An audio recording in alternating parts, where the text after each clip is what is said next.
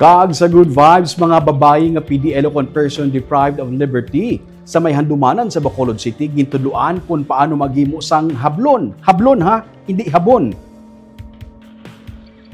Sa sulod sa Metro Bacolod District Jail Female Dormitory sa Barangay Handumanan, natun-an sa sini nga mga kababayenhan nga may ginatubang sa nagkanilain nga mga kaso o kung mga persons deprived of liberty ang maghimo sang hablon sa piyak sang ila sitwasyon. Hindi nangin sablag agud sila ang makapangita sang palangitan-an bisan nga yara sa prisuhan. Paagi sa pila ka mga livelihood programs ang tagdumalahan sang jail facility. Sinigid lang nagsugod sila sa paghimo sa mga hablon ang mga babae nga PDL.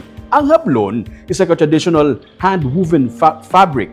Himo ang hablon gikan sa abaka, pinya kag algodon. Paagi sa bulig sang Super Inday Co-Love Projects, gitudloan ang mga PDL sa paghimo sang hablon. Pila ka mga produkto sa mga PDL ang scarf, keychain nga himo sa hablon. Ang kahalita o ng kinitaan sa sining mga PDL halin sa mabaligya nga mga produkto ang ilang man nga ginasuporta sa ilatag sa ka mga pamilya.